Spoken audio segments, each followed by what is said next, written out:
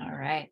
Well, good morning, good afternoon, everyone. Thank you so much for joining us. My name is Brianna. If you are new here, I am the resident artist for WatercolorSnacks, and I will be your instructor today. And I've got my husband playing games in the background, so if you hear any clicking, that's him. And then I've also got cats that are being quite sassy this morning, so you might hear me call out a cat here and there.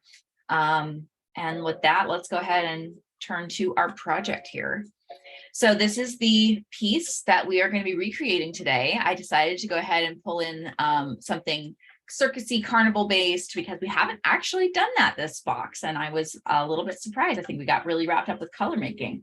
As a bonus project, because we are going to be waiting for some dry time, somebody did ask me to demonstrate the watercolor feather that I showed in a tutorial. They wanted to see a live demonstration. So we're going to do that as a bonus today, kind of in between times for dry time. So yeah, with that, let's go ahead and get started.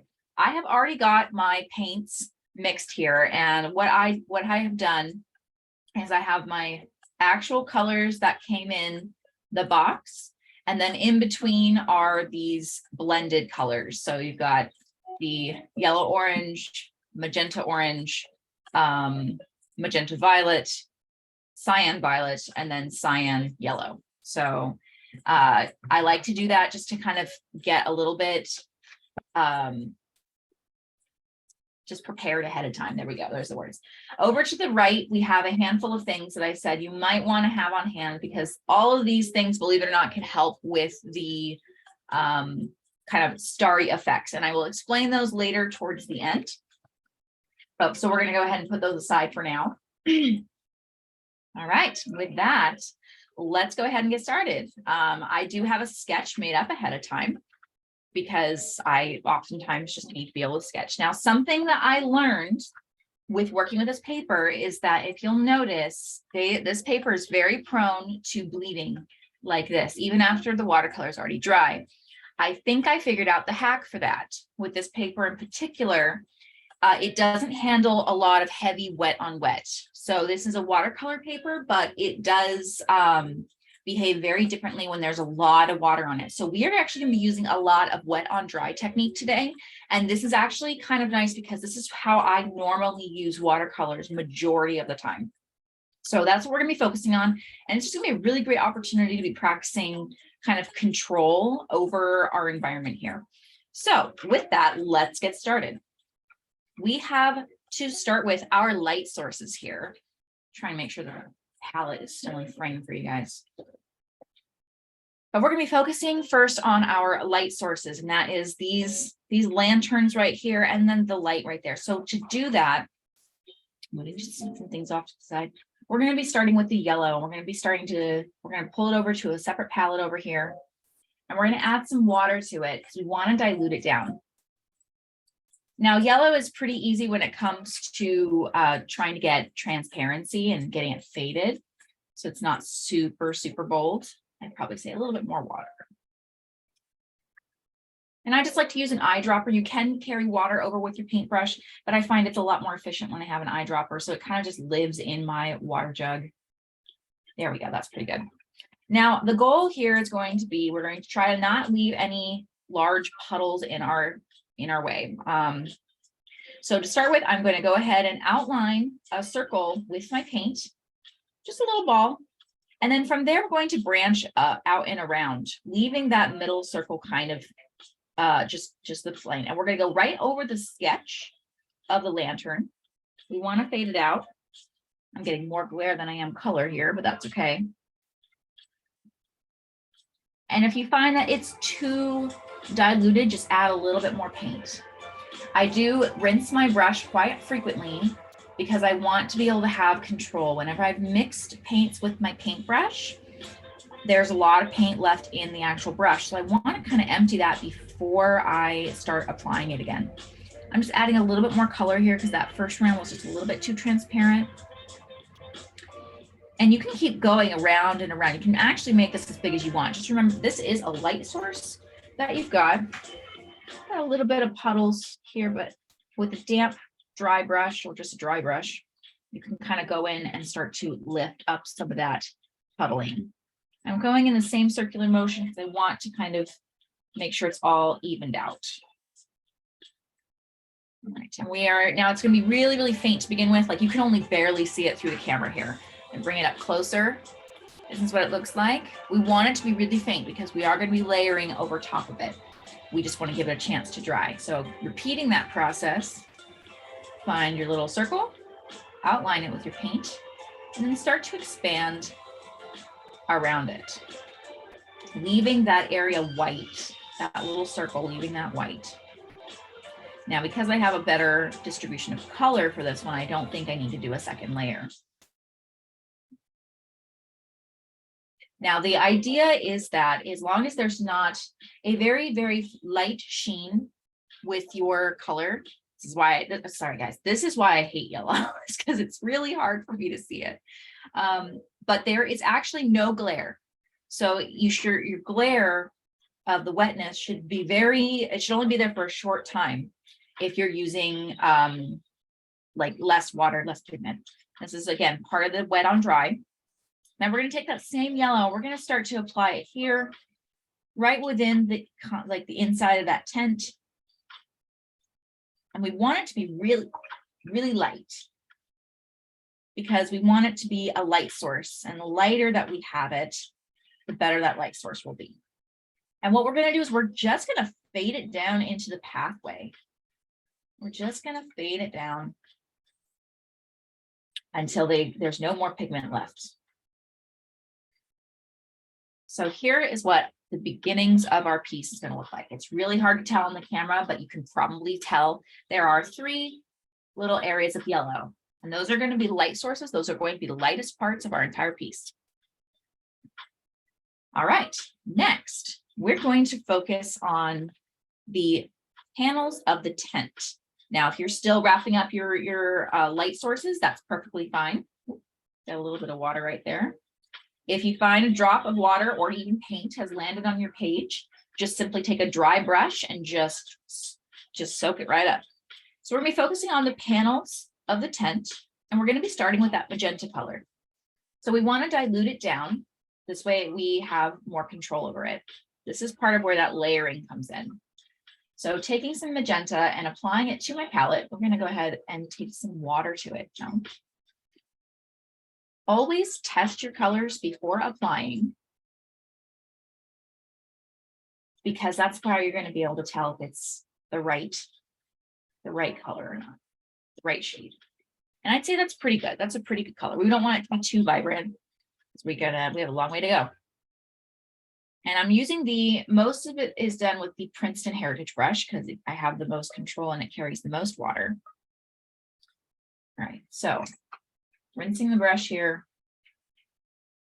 so I can get a nice fresh application of water or paint, sorry, it's paint. And we're just going to very neatly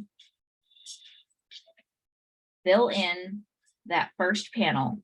You don't have to use magenta, but I love the color scheme that this brought. And we're actually working pretty much with all true colors of the palette that we've received in the box.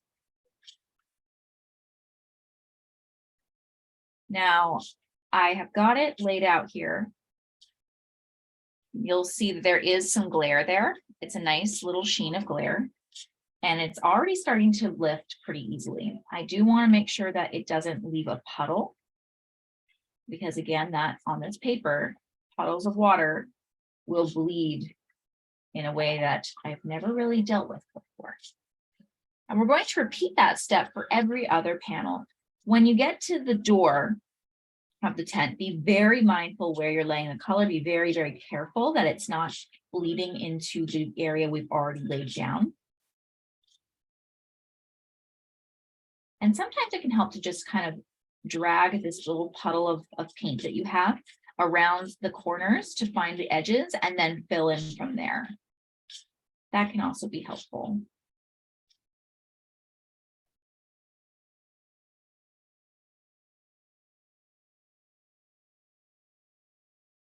And I'm just going in with a dry brush here just to lift up some of those puddles of color.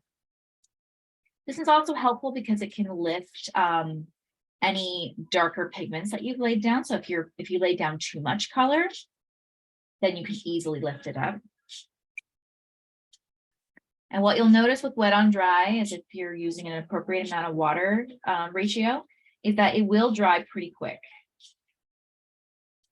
I heard somebody once describe to me, I use watercolors like markers, which I thought was very interesting. And I realized they're really not wrong. And the way that that happens is if you use primarily wet on dry, which is what I do.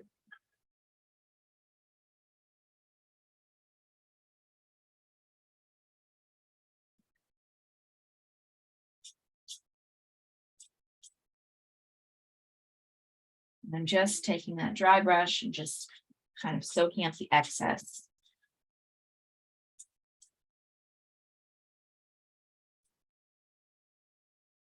That over again until you've reached all your desired panels. Again, you don't have to be using the color magenta like I am. I just like the color scheme of this, but you can absolutely have fun with the tint, with all the colors. You could do a blue sky, you could do a green sky, you could do, you know, yellow and blue and red tint. You could do a variety of combinations. It's just whatever color palette speaks to you.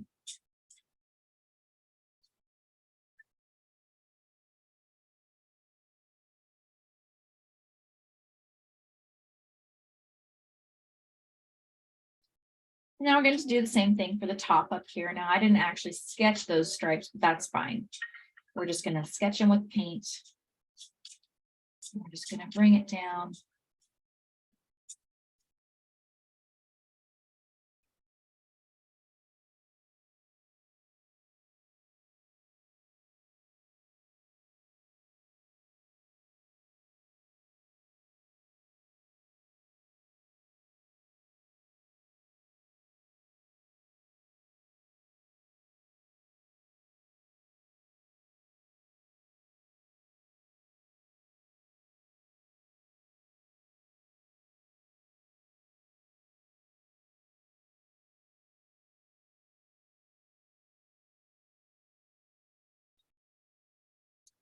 All right.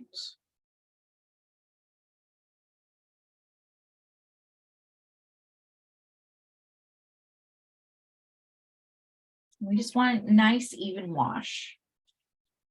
And the first set of stripes on the tent looks something like this. It's just nice flat washes that kind of signify where the colors are landing.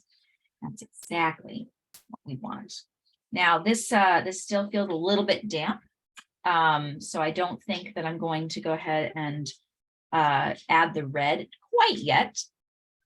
But what we are going to do is we're going to take another round of, well, we're going to do more of an orange yellowish tone. I'm pulling from my orange yellow mixture. What we're going to be focusing on is we're going to be focusing on a little spot at the top as well as these door panels. Now we're using a yellow orange combination, kind of like a golden yellow or a mac and cheese color.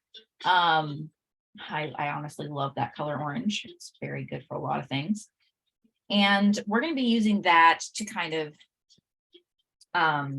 lay down some value because we want to be able to spread this around, but the slight orange effect does help to kind of offset the lighting a little bit, to kind of show there's a little bit more shadow, a little bit more depth, because we want to keep the lightest part, we want to push the lights lighter and the darks darker. And so I'm just kind of going in with that door and I'm just brushing it in. Again, doing wet on dry. When I first did this example, I did quite a bit of color and water. I let it dry, and that's how I got the bleeding effect that I did. And that's when I realized this paper is really great for wet on dry.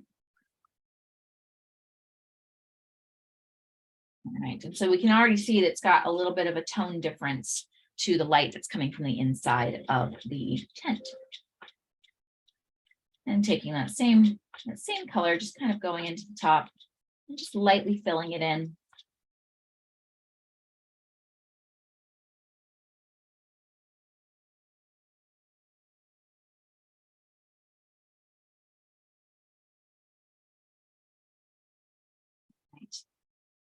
Now, what we're going to focus on next is we're going to actually focus on the red panels, or whatever colored panel you prefer. I'm going to pull from my red mixture here, which is just a combination of orange and magenta. I'm going to add a little bit more magenta. You don't have to do this. This is just a personal preference for myself. I want it to have a slightly more pinkish tone to kind of match, but still be different. I'm going to add some water here.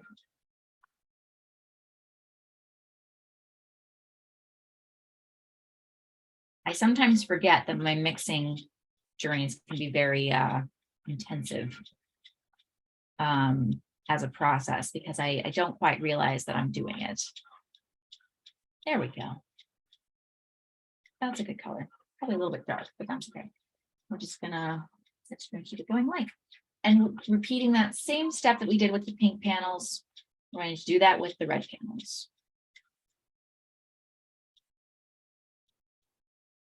And lightly outlining where the color is going to lay. Now, if you're finding that your brush is running out of pigment before you can finish getting an even wash of the whole area, then add some more water and paint. Give it that puddle. Just allow it, go in afterwards with a drier brush and soak up the excess puddles before it has a chance to bleed. Now I'm going to be very, very, very careful here, because I realize that the door panels are still kind of wet. We just handled them. They should dry quickly because we're working with wet on dry. But I want to be really careful because this paper is tricky.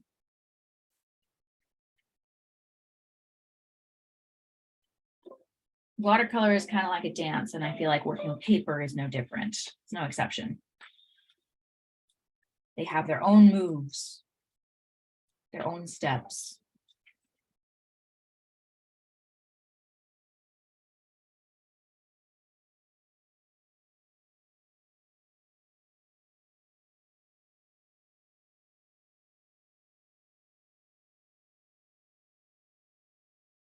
Understanding your surface can be one of the best things to do as an artist.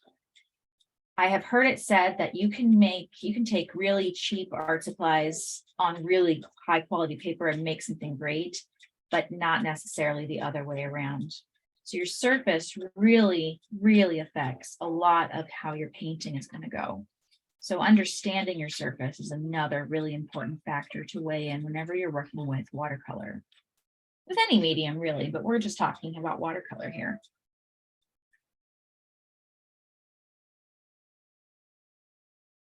I remember when I heard that, I remember feeling really bummed, because shopping for paper is like the last thing that I do, because I want, colors and paints and things, but your paper surfaces are really important to invest in.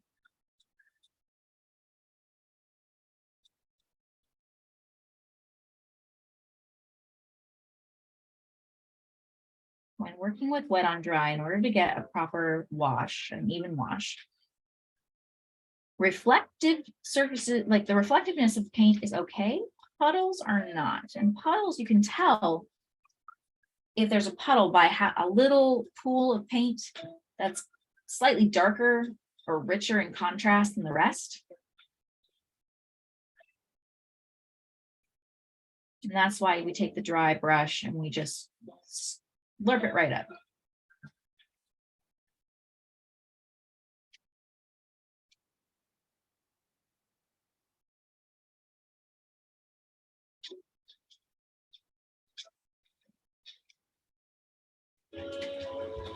So here's an example. You can kind of already tell where that dark spot is there on that piece. So oftentimes you do have to work quickly, but taking that dry brush, we're just kind of spreading it out. While we're soaking it up, we're spreading it around. And there we have an even tone.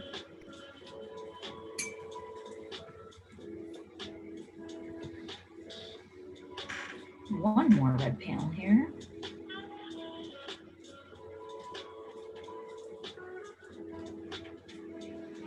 Now, one of my favorite things about wet on dry effects is the dry time is much quicker. It's much quicker waiting for a very small area to dry than it is for a larger area, which is kind of perfect for classes. I love wet on wet, but I usually bounce between projects while I'm waiting for that to dry, which is the best advice I can give. Anytime you have to wait for paint to dry, have another project going, because otherwise you end up just sitting there waiting for paint to dry, watching paint dry. And it can be the hardest thing, and we can get really impatient. All right. Now, the next thing that we're going to do before we move on to the next piece is we're going to focus on this kind of flare of the tent right there. And what that is, it's just an even more diluted color of the magenta, the base that we've already used. So I'm going to add more water to the mixture that we've already got. And we're gonna still really too close to the original color. We want this to be very, very sheer. So a lot of water compared to how much paint we have. Okay, that's getting better. Now remember that watercolors will, when you first lay them down, they will be darker than when they dry. But this is a good contrast right here. So by the time this dries, it's gonna be much lighter than that one. And we're gonna add more layers to the rest of the panels later on. So don't worry too much.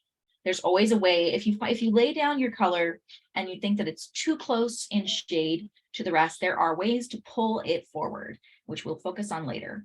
But for now, we're just gonna worry about getting a nice even wash of this color. And because we have a larger stretch of area, I'm kind of putting a little bit more of a puddle down to drag around. I'm just kind of pulling from that puddle, just dragging it where I need it to go. Kind of tucking it into those tight little corners, just dragging it more. You need to add more, you can.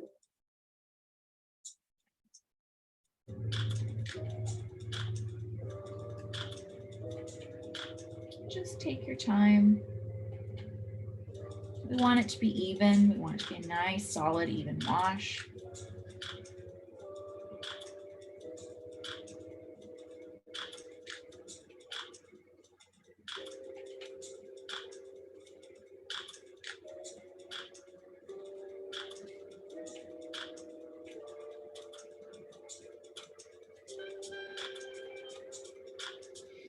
I'm just going to pick up the little excess puddles there. And because it is so sheer, it should dry very fast. All right, and there we have the startings of our tent. I'm going to go ahead and give you a minute to wrap that up right there.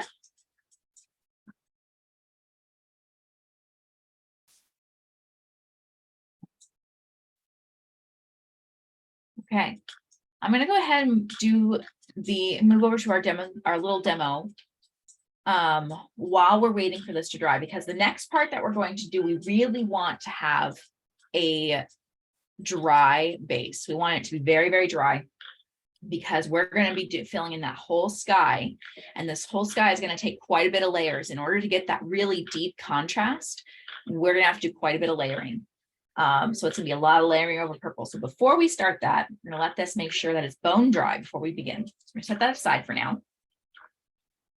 I'm gonna go ahead and explain the feather technique. So if you're still working on your circus tent, go for it. This is just for people that are interested in a live demo of this. This is not going to take very long. We've got our marker here. I chose blue because I have a blue marker. Yep. And we're going to start, I'm going to switch to the side just in case you want more. We're going to do just a swoopy line. Just going to go ahead and kind of add some varying weight to that line. And then taking water, you want to do this relatively quickly while it's still kind of wet, we're going to just start from the base, and we're just going to kind of fan out, starting from the base. That's kind of a lot of water, but that's okay. Just start to pick that water up. And just kind of going into these swooping effects. If your brush can kind of get a dry brush effect, embrace it, because that gives a better feather texture.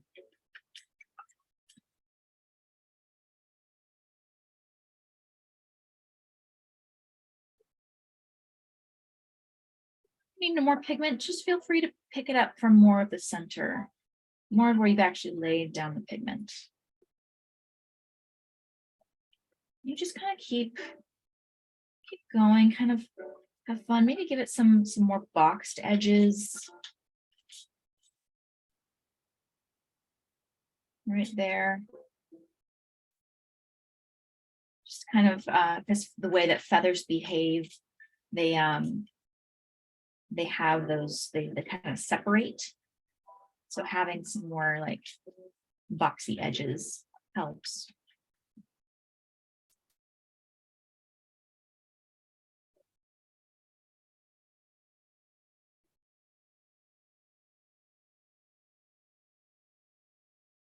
And if you get some like kind of water stains, kind of like that, I don't think you can really see it on the camera, but if you start to get some more water stains like that, just embrace it.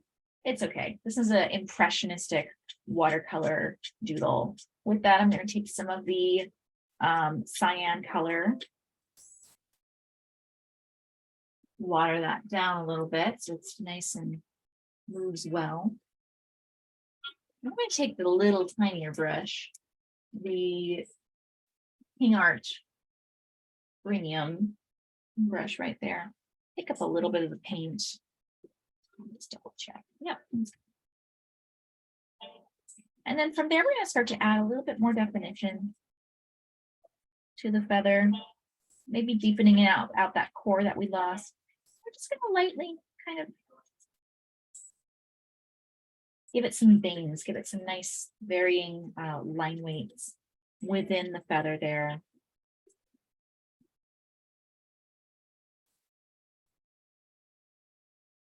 And do it like various line lengths, like do shorter strokes or longer strokes.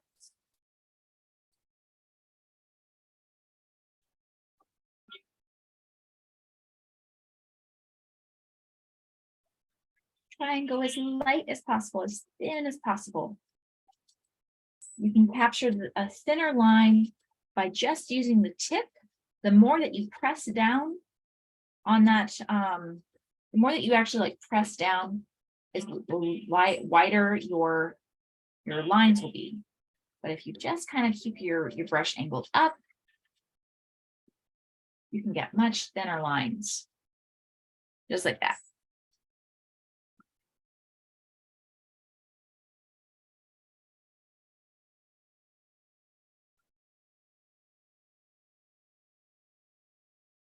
And then what you can do for some added, you can actually take your marker here, you can actually rub some into your palette or your plate, whatever it is that you have, and add a little bit of water to it. You can go in and start to bring in some of that color. You want to use mostly water, but just to kind of define some of those edges on the far sides of it. Just drag it around.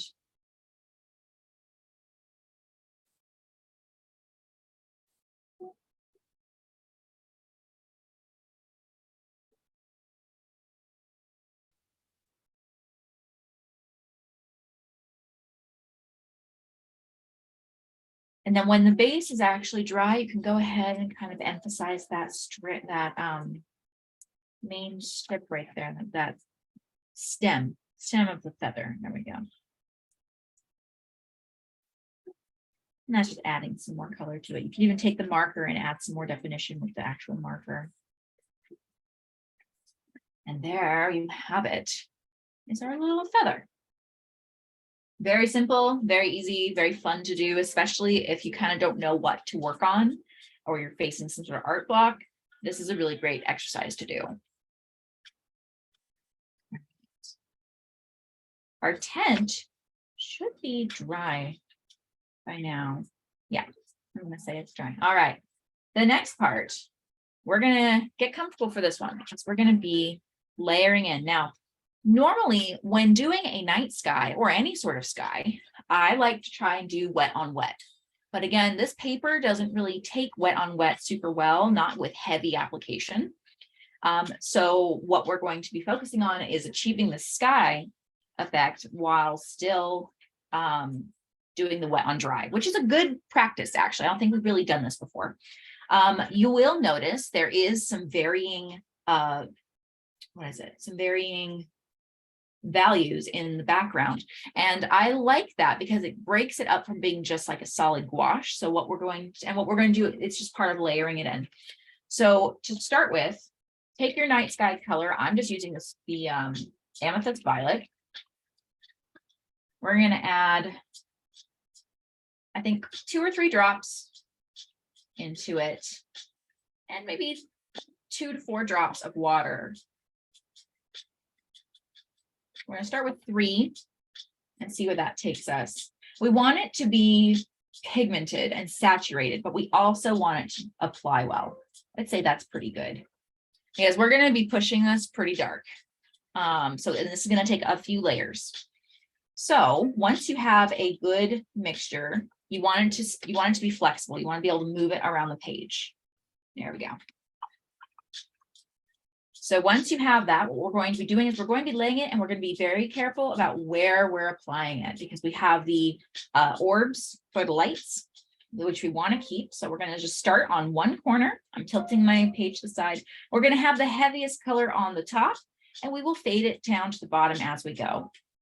So we're just going to start it in. We're just going to start by blotting it around. And we are going to just kind of lightly outline around that orb. Now you want to work somewhat quickly because as soon as this area gets a chance to dry, you'll notice I'm not just outlining the whole orb and then applying around it because that's too much space to cover with this little brush. So in order to keep from getting any coffee stains, I'm just kind of following around. And we're just kind of dabbing and scrubbing. If you have little areas of white, embrace that because we're going to be doing at least 2 to 3 layers of this. The coffee stain effect is also not terrible. I just like to have a little bit more control around the specific corners when I'm applying color.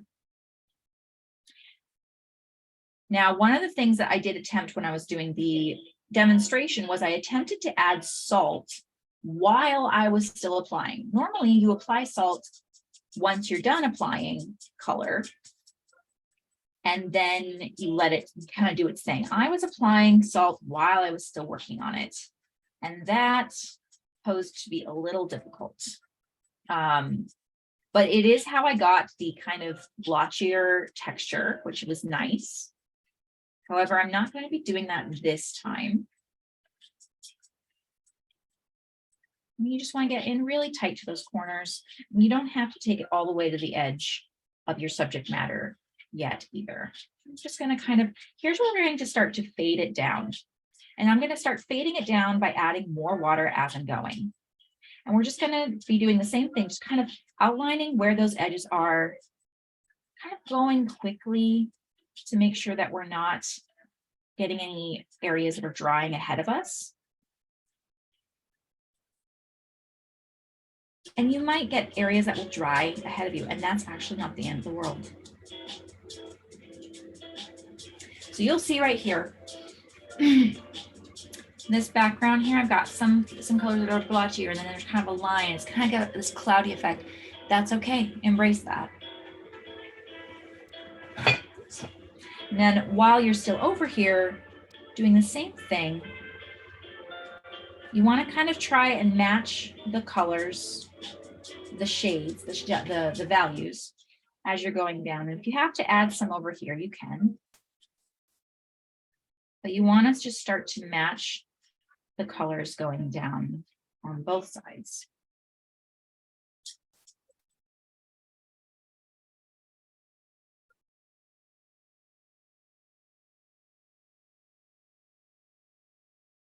Now, sometimes I do prefer to do a wet on dry for my backgrounds, simply to get that cloudy texture, that cloudy effect. It's a little different than what watercolor does naturally on its own. It's just kind of going back and forth while trying to achieve that kind of same effect on both sides. I'm sure there's a more efficient way to get an even application on both sides than just doing one side and then the other and trying to match it. But that's how I do it. I suppose if I was a little bit more prepared, I would have just kind of gone back and forth evenly. And I fade it out to there's nothing but white as I get to the bottom, because we're going to go in and fill that in later. We just want to get the darkest parts done up top. And then same thing, we're going to go back to our really saturated color and we're just going to start to apply it, kind of getting into those tight corners around our subject matter.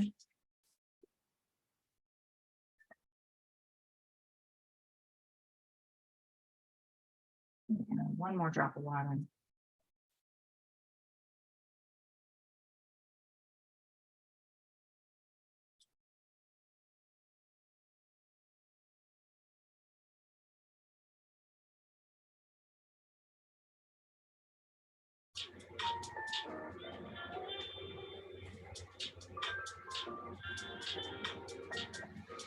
And then it's just a matter of, again, fading it out where you are comfortable. And kind of just taking on pockets at a time, just kind of branching from around there.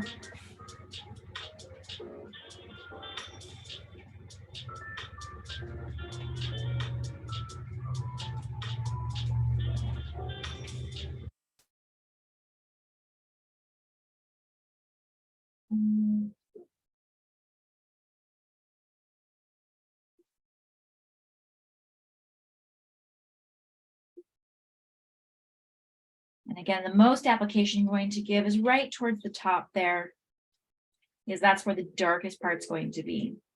But don't worry about it too much, because we will be going in and doing another layer.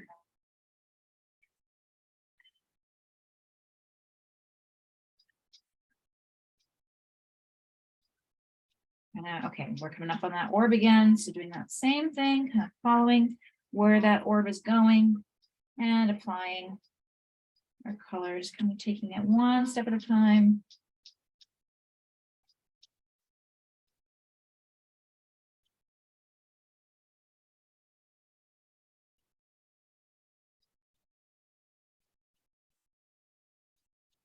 And if you are struggling with your application, if you're struggling with the paint not feeling like it's actually extending very far, then add a little bit more water. Water is what helps the paint travel.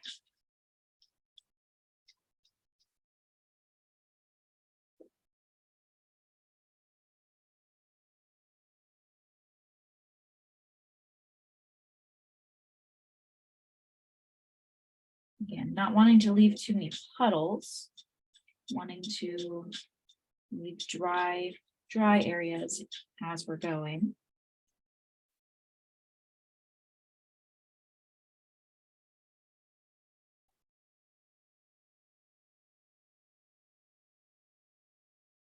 Getting right in around those tight corners.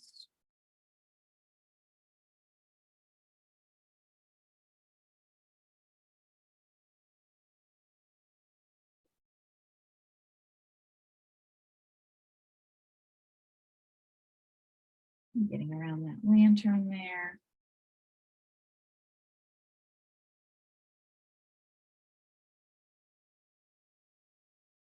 Remember to fade out once you start to come down where the lanterns are at. So begin to fade out that color.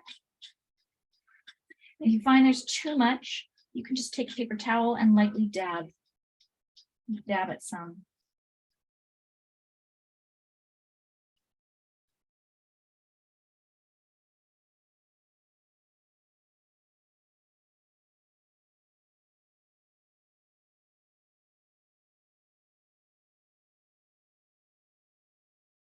Now, if you have to carry that kind of tinted watery color down towards the path of our circus, that's perfectly fine.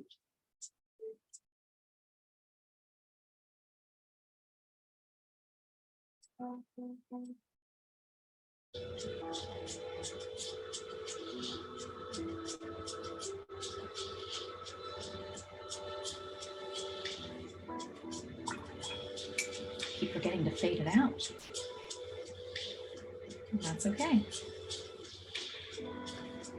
There we go. All right. So there we have our first application. But you'll notice it's not quite as dark. The contrast hasn't happened quite as much. So we're going to do one more layer of that. And we're going to focus more heavily on the top side. So we're going to be just kind of adding in more, kind of blotting it, kind of scrubbing it around, being careful to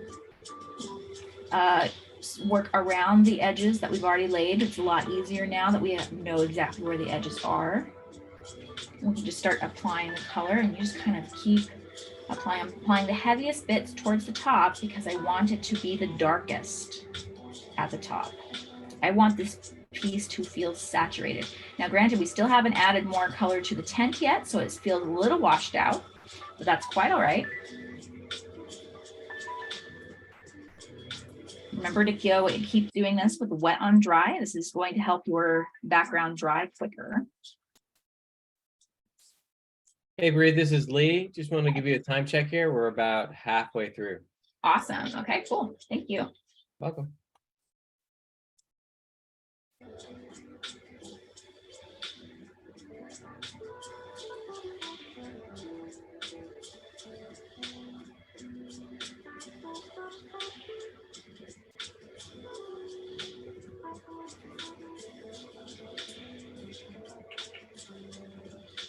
Remember, whenever it comes to illustrating, push your darks darker and your lights lighter.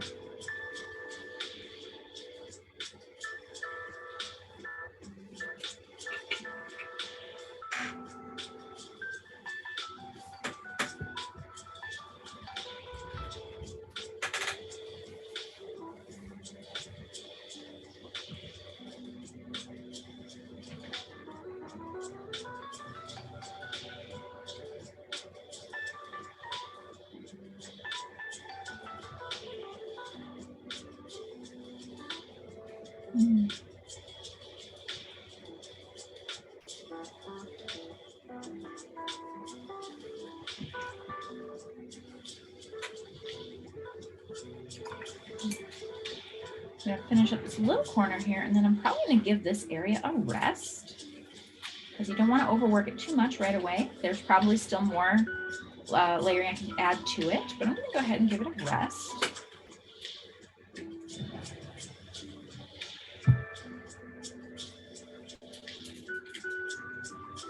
Oh, it's looking good. All right.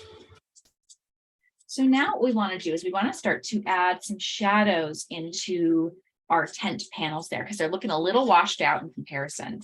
So in order to do the shadows, we're just going to be taking a slightly more saturated color of the base that we've already laid down.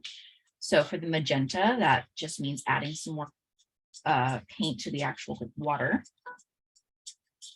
A little bit more.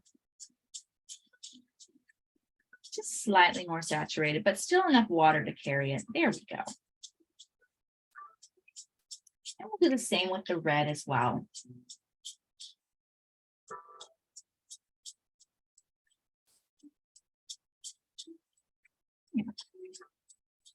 And what we're going to do here is we're actually going to be focusing on one panel. We're going to be adding the color to one side of the panel and then fading it out. So I'm just going to draw a line right there. Got a little puddle of paint. The puddle is fine because working with the wet on dry, we're just going to focus on fanning it out. And that is simply just going back and forth, carrying the paint until it is faded. And what this does is kind of helps to create more of a rounded effect. Remember that we don't want puddles on this paper. We don't want it to bleed. So just make sure it's an even distribution.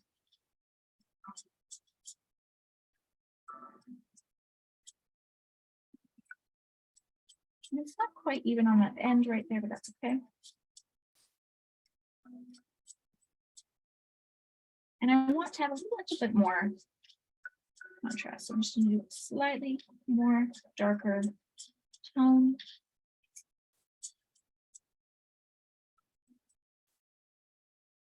And then brushing that out. But ultimately, you can kind of see it kind of has a faded effect. So we're going to be doing that. We're going to repeat that step for all the panels. So I'm going to focus on the magenta panels at the moment. And then I'll go back and do the red ones. Kind of starting inwards, and I'm kind of going in the same direction. I'm just starting to go in the same direction. Kind of that inwardness and fanning out. It's upside down because this is easier for my hand. My hand likes to move in certain brushstroke directions.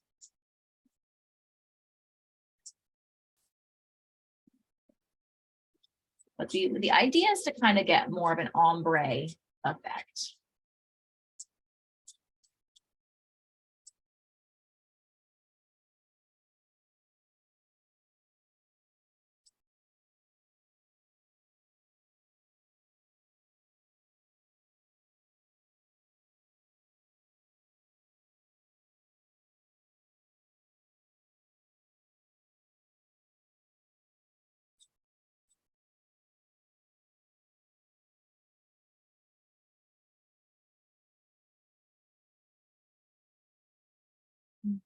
Down.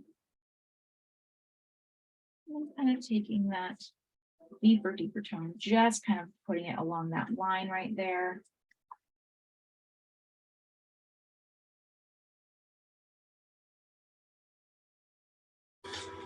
And kind of going in there. Again, this is just to push the values just a little bit more.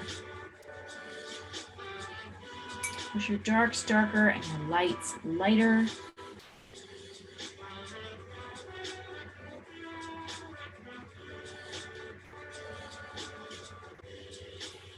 Don't forget about the top panels. We're just going to kind of go with the same direction, I think.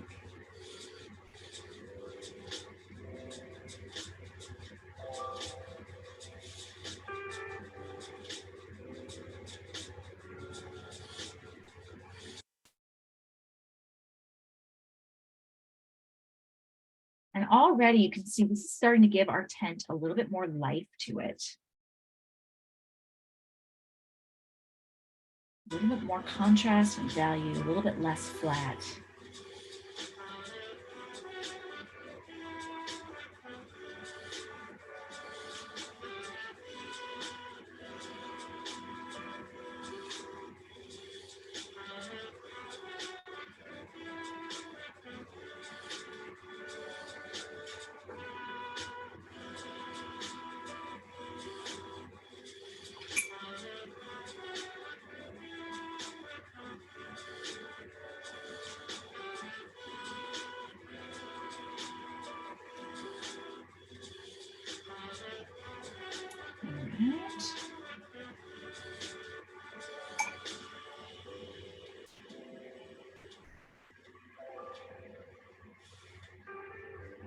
I added just a little bit dark of a line right there.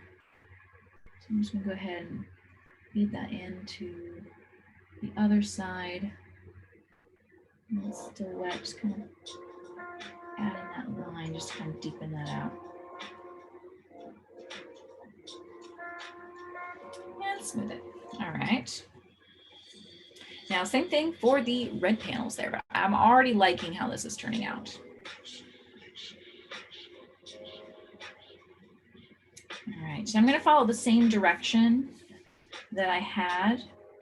So this way the contrast kind of doesn't overlap on each other. And I'm just going to start it there. I'm just going to start to fan out.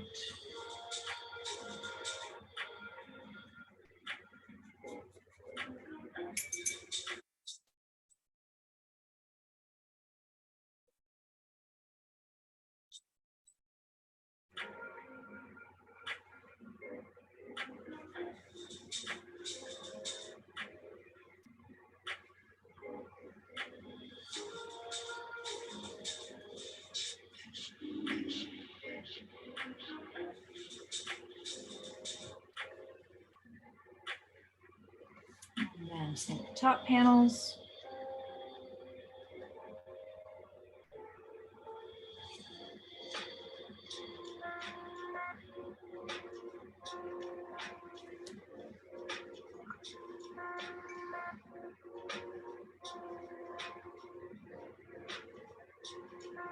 And if you have any questions, don't forget to drop them in the chat.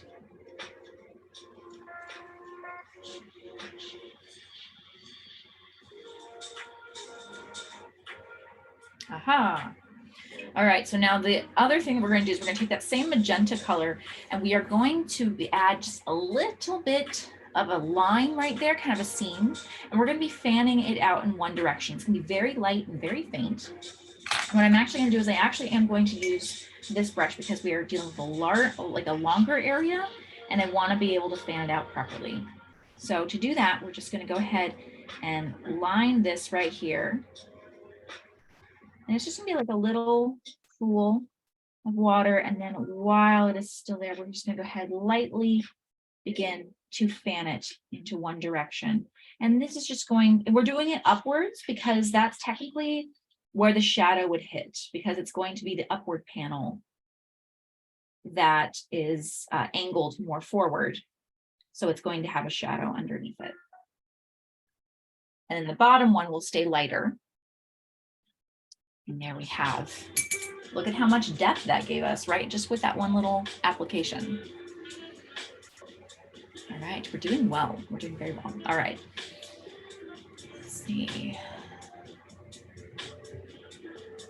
We're gonna go ahead, I'm gonna add, actually, I feel like the sky is pretty good, honestly.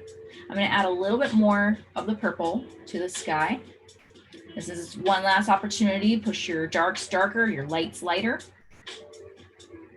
And because we're not having to do the entire thing, we're just going to, we'll have plenty of time to be able to work on the lanterns after this, because this isn't really going to affect the lanterns at all.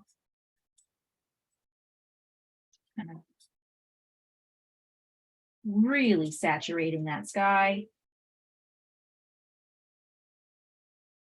I'm laying it on pretty heavy. Probably heavier than is typical for watercolors. But again, because we're kind of limited, we can't use a lot of wet on wet to get the texture that we want. We're going to push those values instead. Otherwise, the sky runs the risk of looking a little bit flat.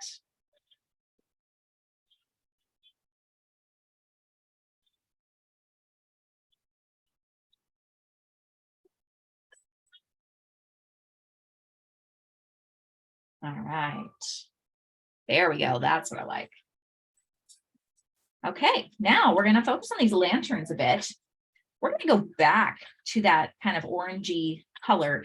And what we're going to do is we're going to actually outline the circle, the white circle that we left earlier. We're going to outline it just a little bit and kind of fan it around, kind of contrast that lighter point right there with a little bit of shadow. This is just supposed to look like a glow. And this does not have to be perfect. You don't have to have perfect wash to achieve this. In fact, it kind of looks good, kind of having a little bit of like streaks and whatnot. I don't know if you can really see because it's yellow, but you can definitely see the contrast. Like, look how much brighter that looks compared to this. It's because we're highlighting where the white is. We're actually emphasizing where the white part is, whereas this one just kind of gets lost. If you were to take that orange and just kind of add it around, it would look like it was inside of a bulb. It wouldn't look like it was giving off light. It would look like it was light, but it wouldn't look like it was giving off light. It would look like it was trapped inside of a ball or something like that. Which, if you want to do that effect, you can.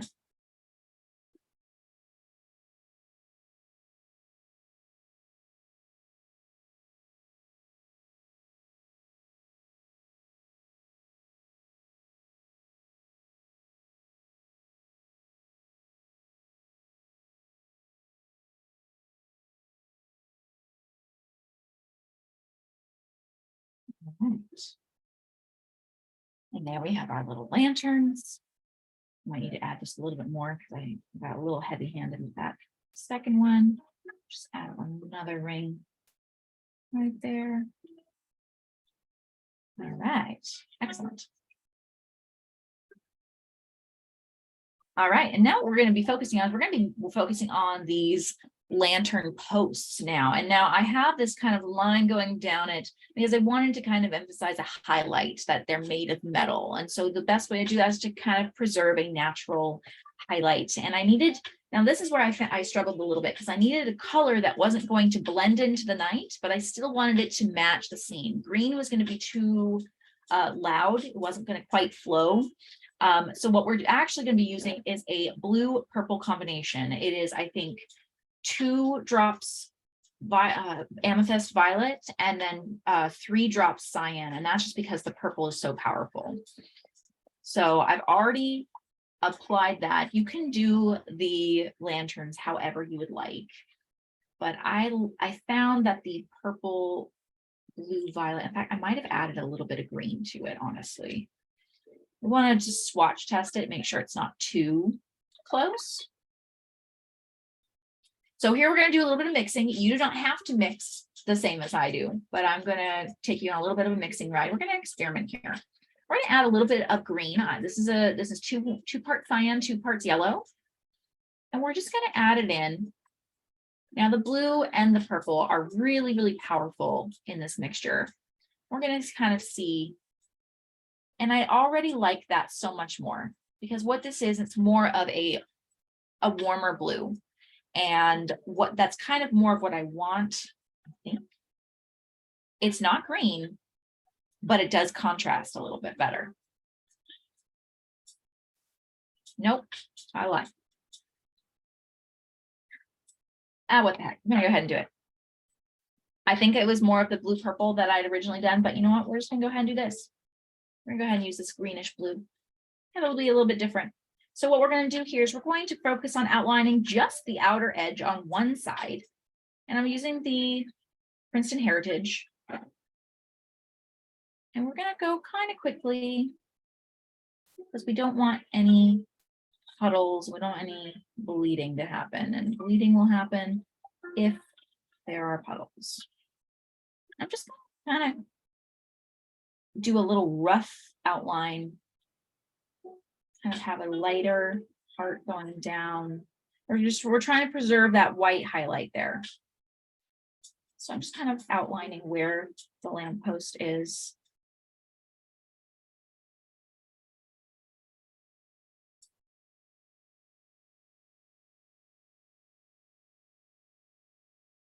One side, well, that looks cool just by itself, honestly. Kind of looks like a comic book-esque kind of thing where it's just casting the shadow. We're going to do the same thing for the other side.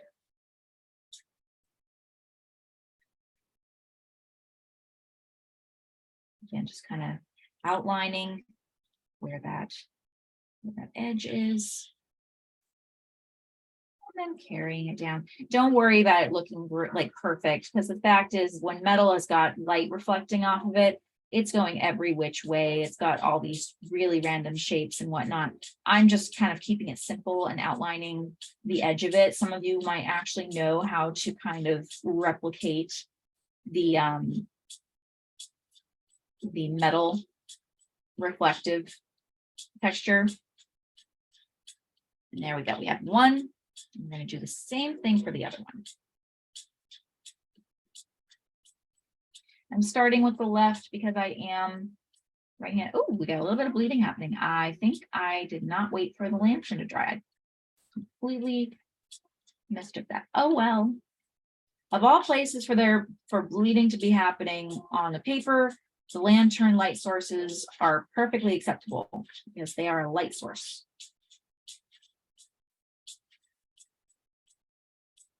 Happy little accidents.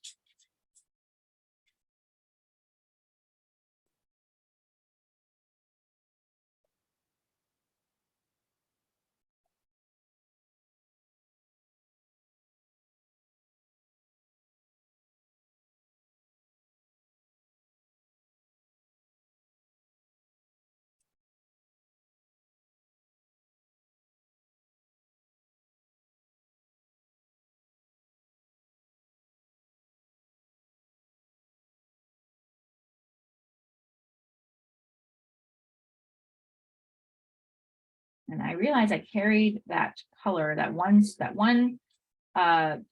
brush load of paint. I carried that throughout the entire outline. And that's perfectly fine, except that what you will notice is the color will start to fade. You will run out of color. And there we have, I kind of like this color better because I feel like it is pushed forward more in the piece, which is really nice. All right. And now we're going to add a little bit to this pathway here because we want to, again, emphasize the lightness coming from within the tent. So what we're going to do is we're going to take just a straight orange, dilute it down to the desired effect, the desired consistency. There we go. Which is not too much because we still want there to be color.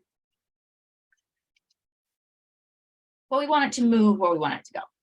So starting from the edge, kind of farthest away from the light, we're going to go ahead and just kind of wash that inward.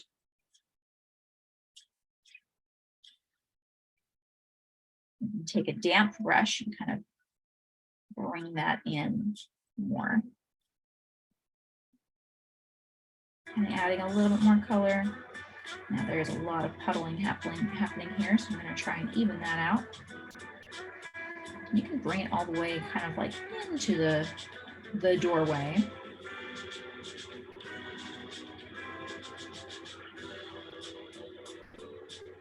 Adding a little bit more paint to the water.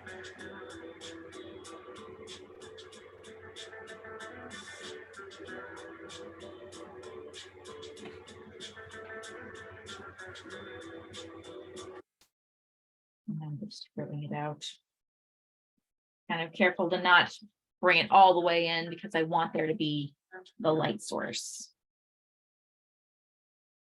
And you can always lift some of that color. This also helps whenever you're wanting to prevent it from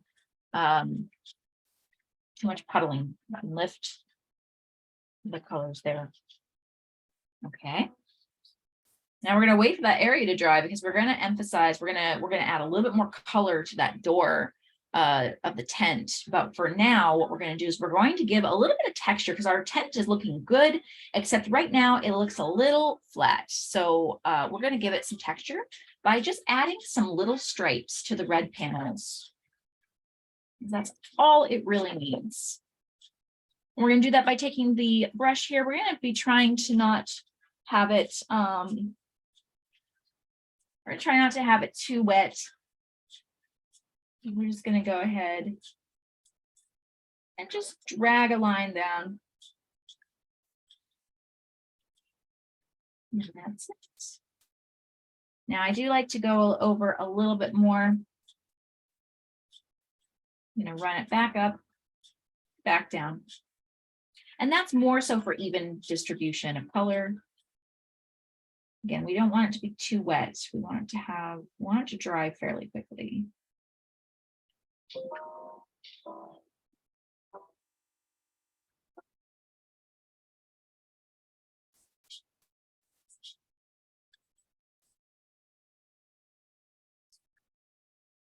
We're not going to rest our hand into the paint.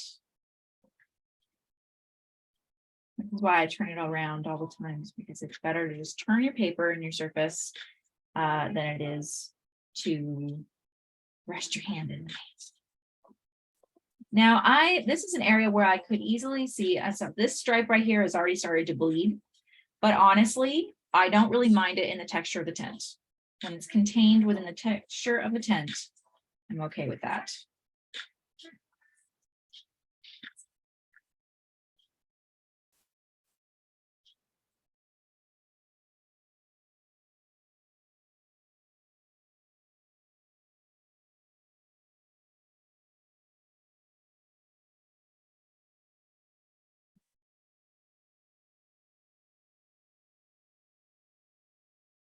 Stop it. No, go on. In cat. Right.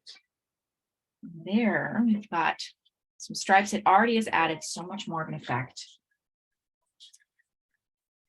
And then we're going to go ahead take some more of that actual, the straight orange that we have, not just the orange mixture. And we're going to just along the edge of the tent right here, apply a line and then fade that up. Again, kind of going with that ombre, but this is going to differentiate the door from the actual light source. I'm going to do that again for the other side.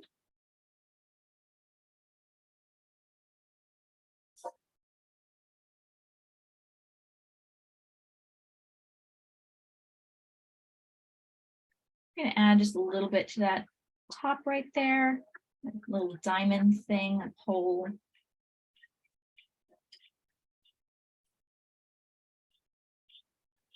Right, and now what we're going to do is we're going to add a little bit of shadow to the bottom of this. Yeah, we're doing good. All right, we're going to add a little bit of shadow. And what we're going to do for that is we're actually going to be taking a violet magenta mixture. We don't want it to be just one or just the other. We're just going to add some there, and we're going to make sure it's diluted enough by adding some water.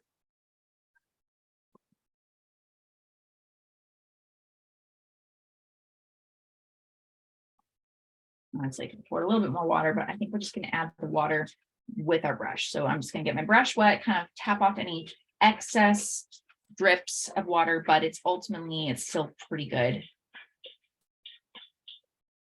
And then we're just going to follow the base of that tent, adding a small puddle there, and then wiping off the excess. So it's just kind of a dry brush. We're just going to go ahead and fade it out.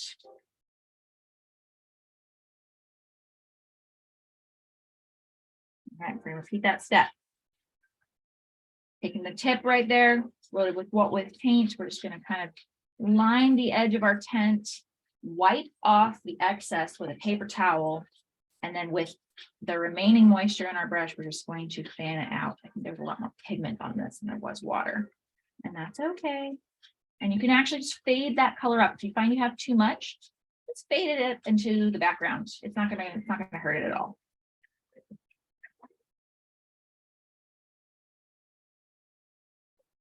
And I'm just gonna, there's a lot of color here, so I'm just gonna keep fading it. There we go. So we have a nice even distribution there. But now one side looks more pink than the other one does. Just adding a little bit more of that shadow.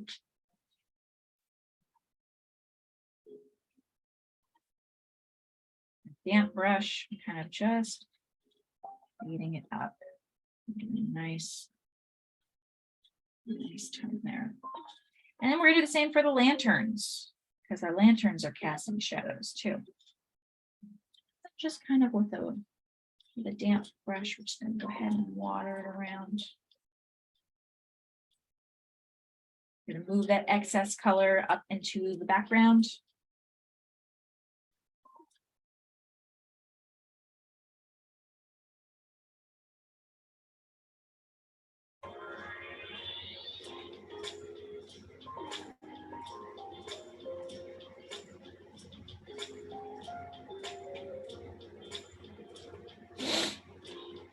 All right, and if you find that you need to add some more shadow to the base of the lantern, you can.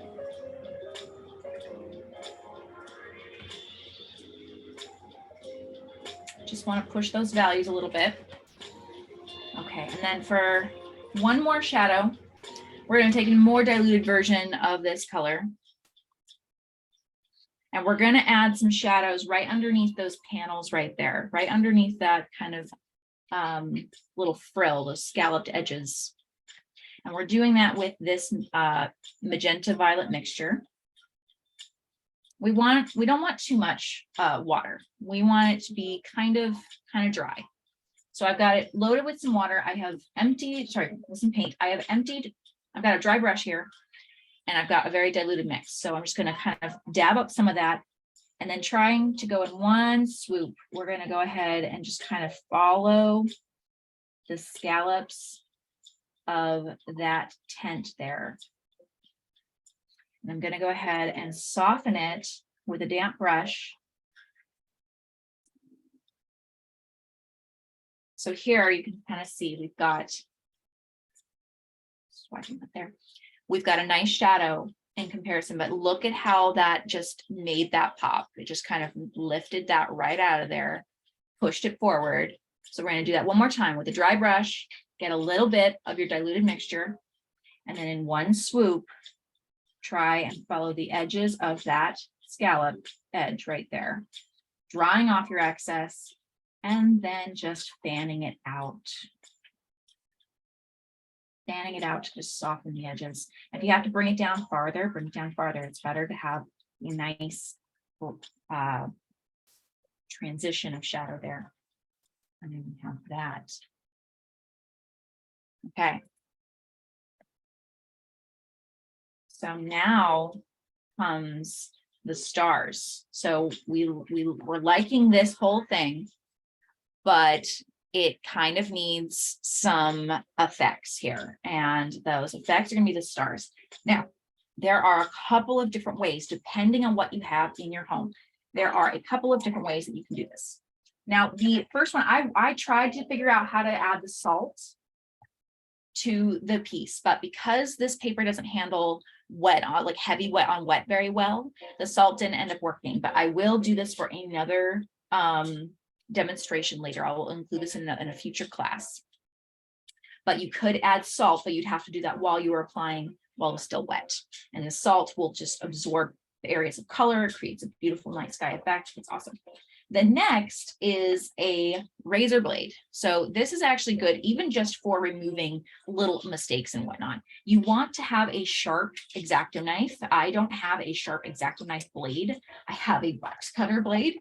Not as much control, but still worth it. I'm going to go ahead and show you what you can do kind of with this. You want it to be as sharp as possible. And what you're going to do is you're going to lightly scrape at an area. You have to just very, very carefully. You don't want to pierce your paper. You're literally just trying to scratch the surface. Love that little scratchy noise there. And you can start to scratch out a highlight. And you can even go in the opposite direction, kind of do a little star effect. So if you don't have access to a white gel pen or white gouache, this is a really great way that you can add some highlights. And you want to kind of use the side of your blade. You don't really want to go long ways with the blade. You want to kind of go sideways with the blade, because this is what's going to actually scratch the surface and not just slice your paper. And you can already kind of see that spot right there. But this takes a lot of time and patience and hands. So I would say practice on some scratch paper first. Also, just be very careful because you get the best results when it is sharp. The next one that we have is a white gel pen. I prefer the Jelly Roll size 10 or the 1-0, whatever. And you can just kind of go in and add little dots here and there, and maybe some little stars.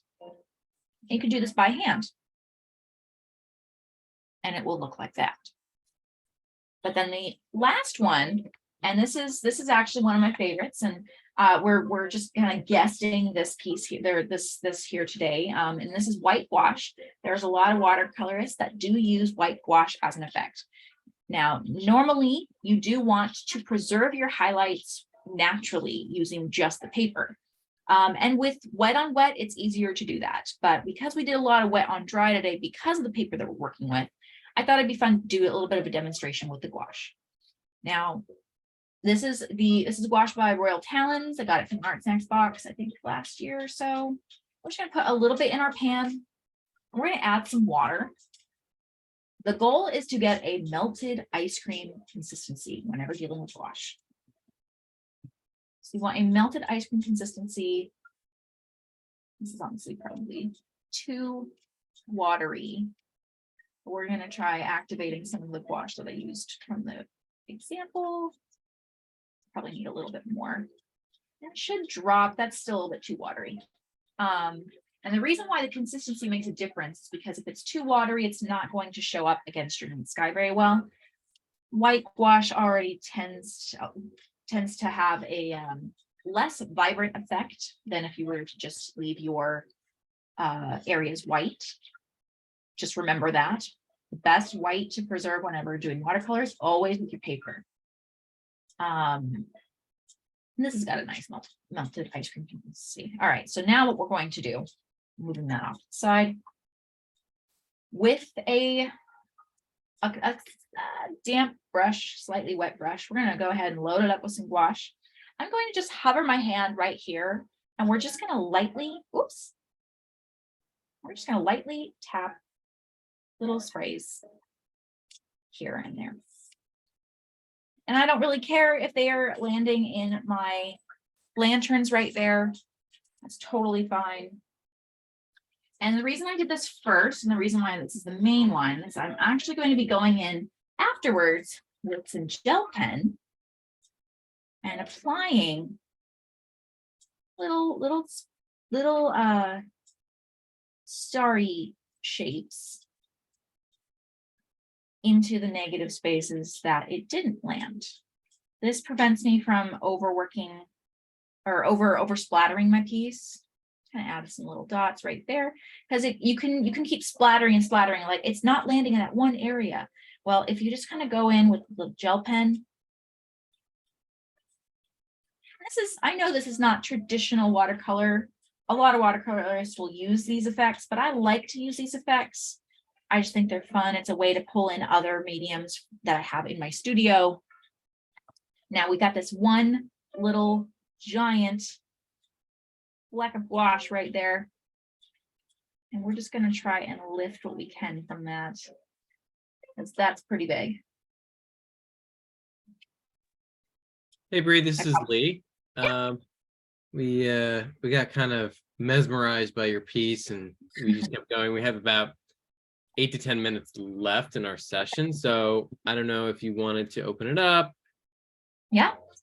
I'm gonna do I'll do the washi tape peel afterwards. I'm gonna let that dry a little bit because the gouache is kind of heavy. But yeah, this is the last piece. This is the last effects. Cool. So we finished. Perfect timing. Wonderful. There you should be your circus piece. I am assuming that a lot of people were quiet today, not in the chat, because they were either working or enjoying the lesson. Mm-hmm.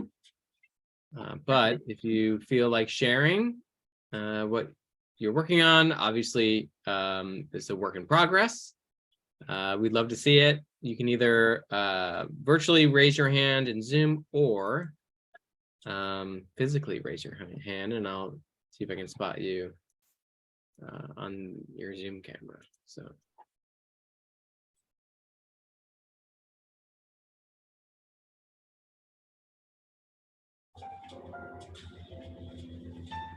Would anyone like to share? You don't have to. I do love to see what you guys are working on though, but you do not have to.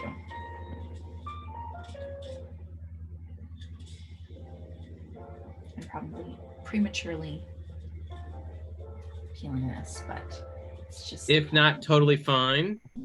We'll go back to you, Bree. All right. Well, we're gonna peel this washi tape. Just break that edge.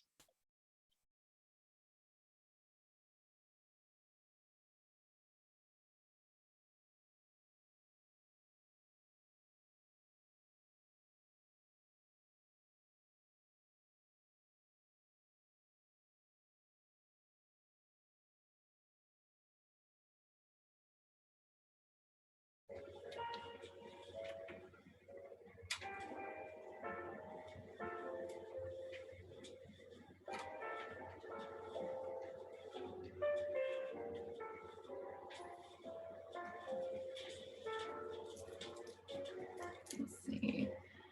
Sherry has a question in the chat. Can you talk a little bit about the next box, please? Oh, yeah, sure. Yeah. You want to talk about the next box? Yes. It is inspired by mushrooms, because I'm obsessed with mushrooms. I think they're fun. And it's just very nature-y inspired palette, kind of earthy. And it's perfect for going into the fallish weather. I know we're still in summer, but we'll have 1 month of summer before we start to hit the kind of fall season in time for to enjoy the mushroom box. I don't have any colors to show because they haven't arrived in the mail yet. So I don't have any swatches to share with you right now. But there is a picture of a swatch that I'll be putting on the group and the Instagram. If you saw Thursday updates, you would have seen that there. Yes, very exciting. I don't remember if we revealed the brand of. No, I don't think so yet. Maybe in the email, if we got the email. Possibly. I didn't remember seeing the reveal of the email, but at least not about the brand. No. I didn't. I kind of. Why don't we wait till next stream, or whenever whenever we post it on Mix or Instagram. Yeah, yeah, we can do that. But yeah, that's the next box. I'm very excited for it. It's probably the most excited I have been for a box. Yes, there you go. Jenny spoiled it in the comments. That's okay. Oh, okay. Then it was shared. Then it must have been the Van Gogh tubes. I think there's 5 or 6 colors. I think there's 6. 6, yes. Yeah. So, Van Gogh tubes. Haven't used Van Gogh yet. Yeah, Van Gogh's great. We worked with Van Gogh is actually a brand of Royal Talents, and so we worked with them to get the color palette as selected by Bree. So that's exciting. That's very exciting. Yeah. We have a couple more minutes here. If anyone feels comfortable with sharing what they're working on, feel free to raise your hand or digital hand. If not, totally fine. You can post it to the Mix group or on Instagram. I think Valerie is wanting to share. Valerie, here we go. All right, let me bring Spotlight in Valerie. Spotlight Valerie. And then you go ahead and unmute yourself. There we go. I like ink on the watercolor. So, why am I losing? Not. Here we go. Here we go. Here we go. Oh, your night sky is beautiful. Is that coming out? It looks terrible on me. It doesn't look terrible at all. I love the night sky that you have. All the textures is gorgeous, and I love all the detail that you added to your to the tent right there too. That's beautiful. Very nice. Very, very nice. Well done. Yeah, the sky is amazing. It's pretty wild skies. Yeah, no, I love it. It's beautiful. Thank you so much for sharing that. All right, let's go to Jennifer. She has her virtual hand up. So let's, Jennifer, if you want to turn on your video or audio or both. And okay. I'm not used to doing illustration without the pencil first. Yes. Okay. You know? So, this is cartoony looking, but it is beautiful. Yeah. It's in progress. I love it though. Your sky also came out beautiful. I love that Valerie chose like a more blue sky, and you've chosen like a more violet sky for sure. Like you can see that. It just looks like twilight. It's so pretty. Thanks. Well, again, it's in progress, but that's where I'm at. That's amazing. Thank you so much for sharing your progress. Oh, and I liked my feather too, even though I dropped. Oh, look at that. That's great. I have never done a feather, so that was fun. Oh, that looks so awesome. So delicate. Well done. Yes. Love that. Thank you, Jennifer, for sharing. Love it. Very pretty. All right. If no one else, I want to give another couple moments here if someone wants to share. Also, I'll be starting to plan for the last class for this box, which is towards I think it's the 20th. I think the last class is on the 20th of this month, Thursday. Yep, Thursday the 20th, 7 p.m. Eastern. if there are any suggestions of what you guys are interested in doing, I am open to them. I know I put that out on Mix, but I also find that I get like a lot more response for you guys that actually are attending the class. So if you guys have anything in particular you're wanting to do, feel free to shout it out now or later on Mix. Yeah. Always looking for ideas that you guys are interested in learning. Sherry says fur and other details on animals. Oh, okay, all right. We haven't actually done an animal this time, so okay, animal. All right, Animal. let's do something with animals. Carnival theme. Lion, tiger. Oh my. Lions have a lot of like different fur and textures to Like- work with. Yeah, the mane and then the actual body, like that could actually that could have a lot of potential there. I like it. That could be fun. Yeah.